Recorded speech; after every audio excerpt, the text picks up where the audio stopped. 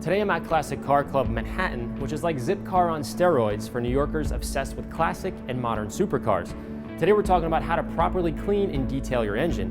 We have three different styles: an exotic, a muscle car, and a modern car. So what are the differences in cleaning each type of engine? Find out today on this episode of Drive Clean.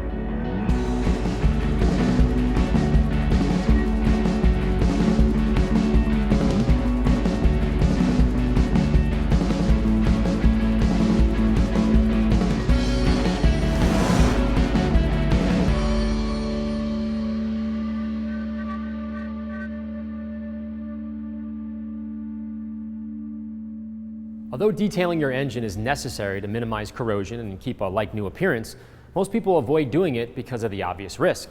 But with a few tips on preventative maintenance, cleaning your engine compartment will be safe and easy to do.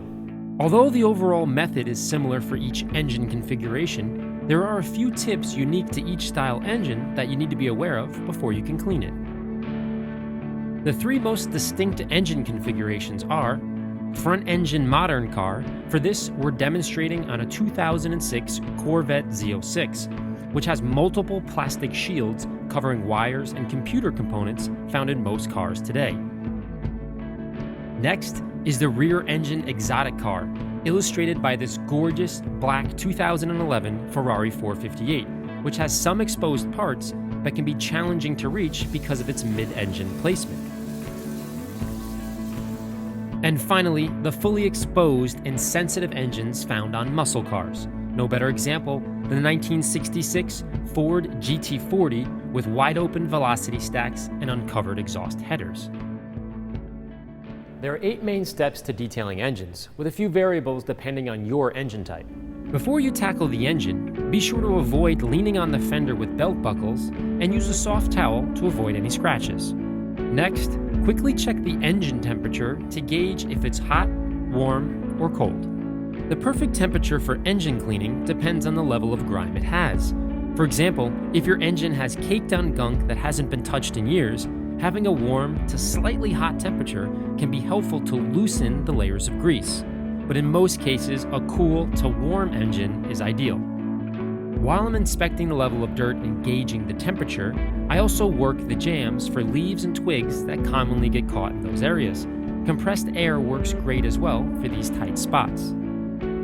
Next, look for the top 3 engine components that may need protection if exposed on your particular engine. Number 1 is the distributor. This can cause a misfire when penetrated by excess water. Number 2 is carburetors, velocity stacks, or air filters. These need to be covered to prevent water from finding its way into the engine. Here, I'm using a clear personal items bag to wrap each component, then I add 1 strip of electrical tape to hold it in place. Generally speaking, if you see exposed electrical components, cover them with plastic bags or absorbent towels. Number 3 is the alternator, fuse box, and battery cables, as this can throw off the computer codes, warning lights, or prevent the engine from starting in some cases.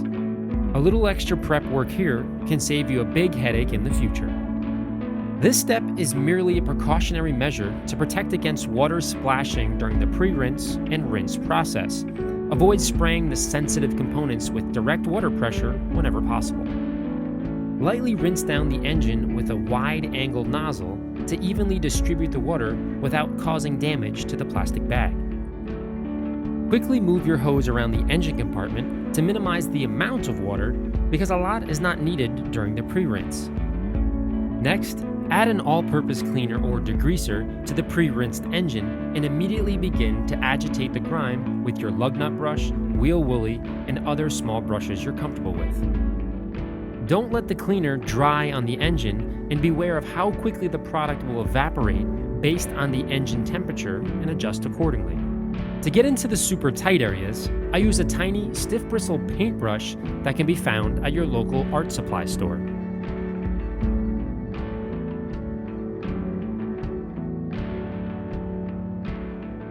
Then, quickly rinse down the lifted grime with a wide-angle sprayer before any evaporation occurs.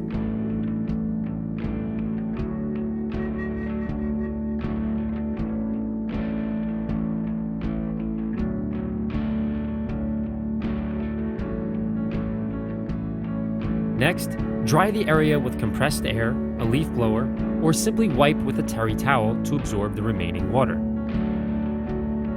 Afterwards, remove the plastic bags from the sensitive areas and be careful when lifting them away to avoid spilling the water back onto the engine. Fold the outer edges of the bag inwards to collect all the remaining water, then quickly wipe down the area with a dry towel. The last step is to start up your car and look and listen for any issues. In some cases, you may need to allow the engine to dry for 1 to 2 hours before starting.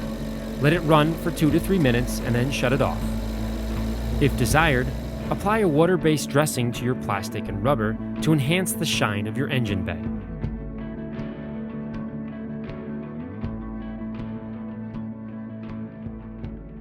Although engine detailing seems perilous, recognizing and protecting the sensitive areas will allow you to clean and maintain the heart and soul of your car, which of course is the engine. Although it can be a bit intimidating, cleaning your engine regularly will help minimize corrosion and keep your engine looking new. The key is to recognize your specific engine type and protect the sensitive areas that might be damaged by water and cleaning products. For a step-by-step PDF of how to detail your engine, visit ammonyc.com. Well, that's it for me, guys. Thanks for watching another episode of Drive Clean right here on the Drive Network.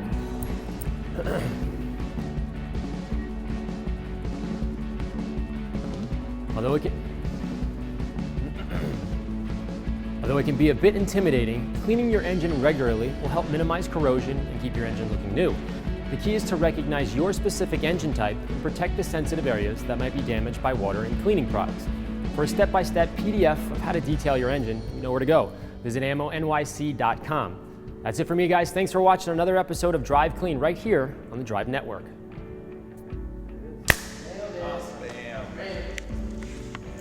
That's the outro.